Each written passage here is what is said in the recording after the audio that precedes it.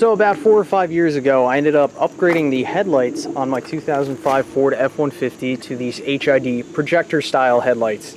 I've always had a bit of a moisture issue with these headlights. Originally I had HID 55 watt bulbs in here, which they were awesome. They were really bright bulbs. They worked good in these projector housings. But because of the moisture issue, the bulbs always crack, so I ended up switching them to LED bulbs in there. So now I don't have a problem with them cracking every time a little bit of moisture gets in there. But unfortunately, yet again, I have some moisture in here. So today I'm going to teach you how to get moisture out of your headlights and reseal it up in an attempt to try not to let the moisture back in there. First thing we got to do is pop the hood and remove the headlight housing.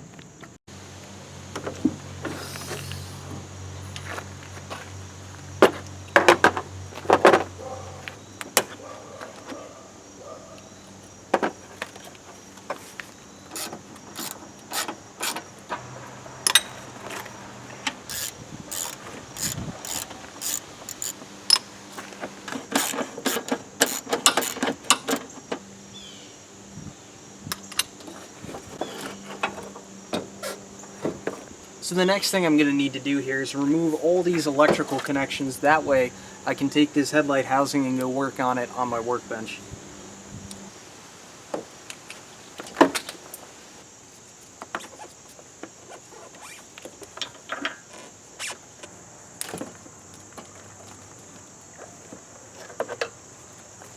Okay, so in the headlight you can clearly see that there's some moisture in there. You can also probably better see now that I have attempted to seal this up with some silicone in the past, which it's time to replace that. So I'm going to remove this silicone, and then I'm going to get my air gun out, and then I'll show you what to do next.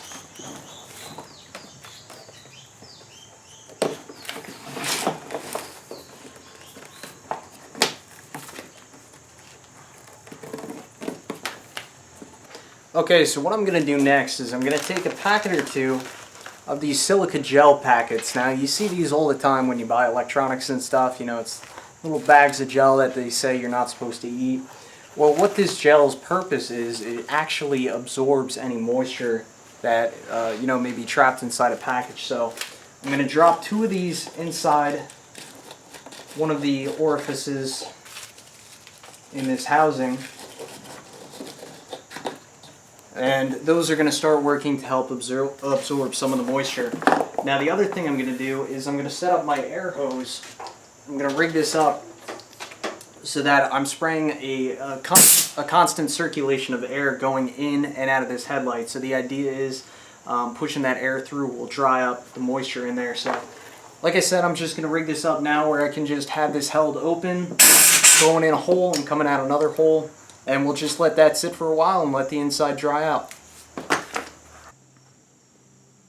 Alright, I have the air line set up, and I made this kind of crazy contraption of 11R clamps in order to support this air hose, which that nozzle is going right into that port, and the air can exhaust through here and also through here. So now I'm just going to control the rate of flow with this ball valve.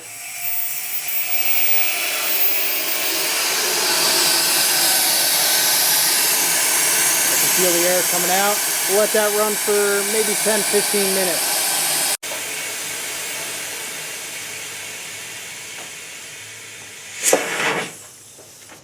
Okay. That's been running for about 15 minutes now. Let's see if we have any moisture inside here. Any traces of moisture. Which, I don't see any moisture.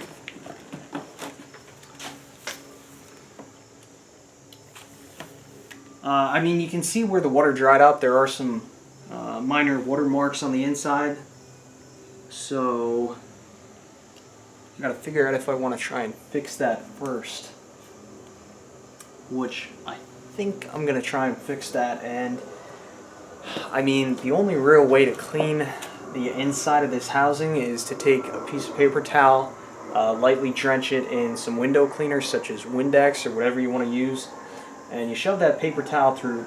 I'm going to go for this upper port right here, and then you got to take a piece of wire. You got to be careful not to scratch the inside.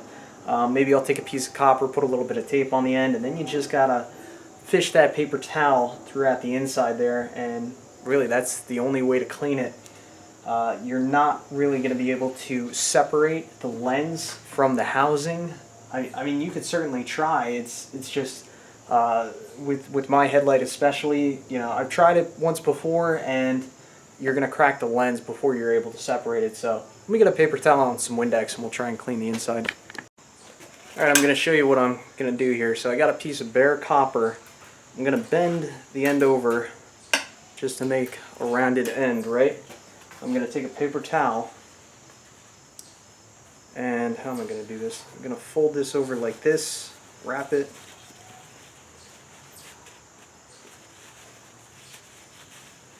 I don't know.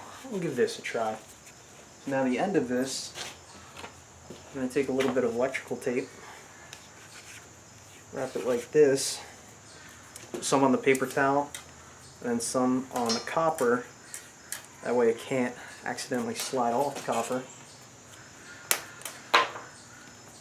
Take yourself a little bit of glass cleaner, maybe.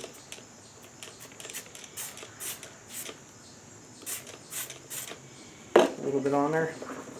Make sure it's lightly damp. I'm going to come in through this port, hopefully.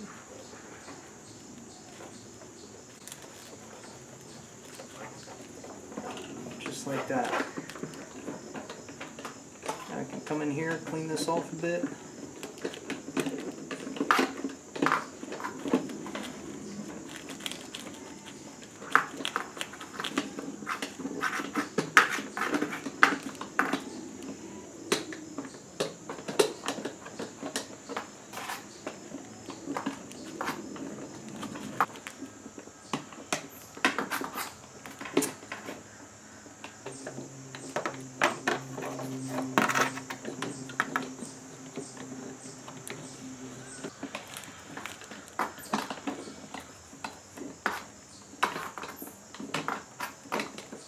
I'd say that's pretty darn clean. So the next step I'm going to do is completely optional, but I've had problems in the past with this silicone really sticking well to this plastic. So what I'm going to do is just take a piece of sandpaper, I think this is 100 grit, and I'm just going to rough up some of the plastic. I'm going to be careful, you know, not to, you definitely don't want to rough up the main lens here, but along where you're going to silicone, I think it's a smart idea to just rough that up. That way when you apply the silicone, it's got something to really grip and hold on to.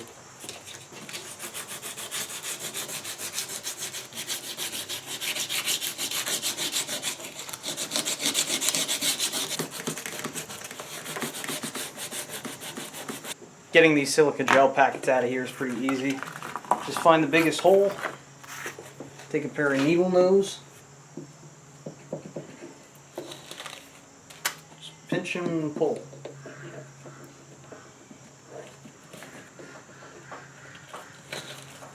Just like that. I'm going to keep the ones that have been used to already you know, absorb the moisture off to the side. I'm probably not going to use them again.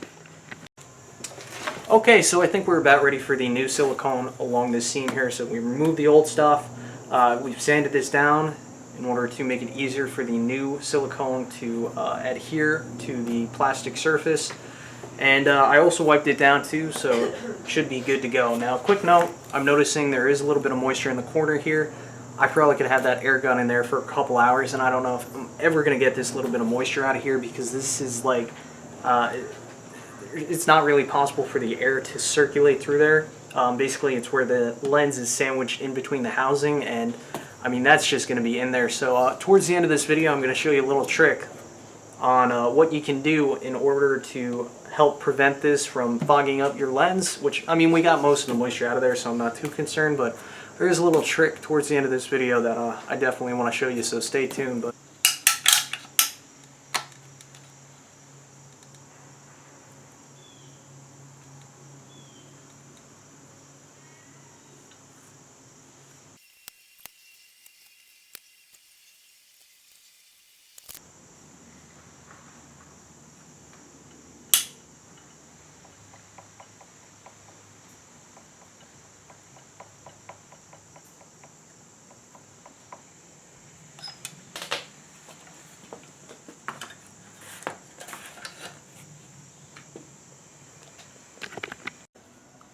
Okay, so I'm finished applying the silicone. A little quick tech tip. In order to save the rest of what's in your tube, if you have any leftover, which if you bought a tube just for doing this, you should have plenty left over. Just take a little screw it in the tip, make sure it's kind of tight, and then in the future you can just take that screw out, maybe remove a little bit of the crusty silicone, and then you can reuse what's left in the tube so it doesn't have to go to waste. It's not the prettiest, but as long as it keeps the moisture out, I am a happy camper. Probably should take that. Okay, so as I mentioned before, I promised I'd tell you a secret to help mitigate any moisture that you get inside your housing right here. So we're gonna go back to the silica gel packet. So I'm gonna take 3 of these. So with my specific housing, there's a little cover right here, and this cover allows me to access my high beam bulbs. And you can't see directly through the lens. What there's a reflector in here, so from the outside looking in, you cannot see in this little pocket right here. So what I'm going to do is I'm going to take 3 packets of this silica gel, and I'm going to hide this right in here, right behind this reflector, trying to keep it away from that bulb, because that bulb may build up some heat, but I've thrown silica gel. I had 1 packet in here before and I never had a problem. So unless you're running like super hot bulbs, and you don't want this to contact it directly, but again, this is behind a reflector, so it shouldn't build up that much heat. But by putting those silica gel packets in there, if there's any moisture in there, which we already know there's a little bit of moisture in there, or if any moisture gets in there in the future, this will help absorb that moisture, and therefore in the future, hopefully we won't have to go replace this the silicone and get the water out of this headlight again. But if we have to, this is definitely going to help delay it. So that's just a little secret right there that I thought up of. I haven't seen anybody else do that. So now I'm going to reinstall this and we'll see how she looks. I'm not going to bother going through the process of videotaping reinstalling this, because I mean this is pretty simple. You just plug in the connector. So alright, so I got the headlight installed. Now I'm just going to test out the lights to make sure they still work good, and I call that a good repair.